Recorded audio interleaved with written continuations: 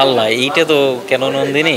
আসলে এটা একটা নারীর আসলে নিয়তির কাছে বারবার পরাজিত হয়, এরকম একটা গল্প নিয়ে আসলে নন্দিনী উপন্যাস। সেখান থেকে আসলে এটা চিত্রনাট্য করা হয়, দেন মুভি। এটা তো আসলে আমার কাছে মনে হয় ব্যবসাটা যে কোনো সময়ই হতে পারে। হ্যাঁ, শুধু ঈদ কেন্দ্রিক না হয়ে তো আসলে ছবি আসা উচিত।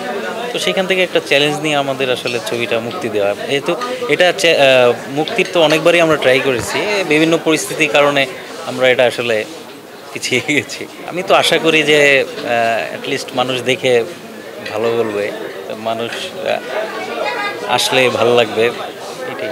গানগুলো আসলে এখানে জাহিদ আকবরের 4টা গান লেখা। জাহিদ আকবর আসলে বুঝতেই পারে নাই যে তাকে দিয়ে আমি 4টা গান লিখিয়েছি।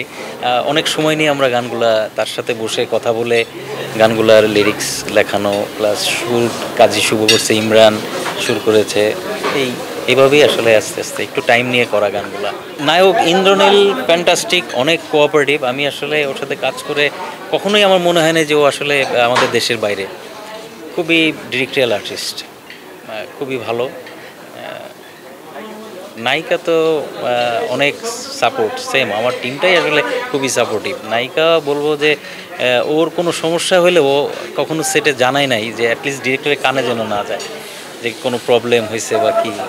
একদম সুন্দর, টাইম টু টাইম সেটে আসা। মানে এটা আমি তো ওভারনাইট করি না, তো এরা সবাই খুব সকালেই চলে আসতো। আমি 8টা 9টার মধ্যে ক্যামেরা অন করি। তো ইন্দ্রনীলের জায়গাতে ইন্দ্রনীল, মৌ, বাবু ভাই সবাই আসলে সেটা আমার পুরো টিমটাই আসলে ভালো কাজ করছে।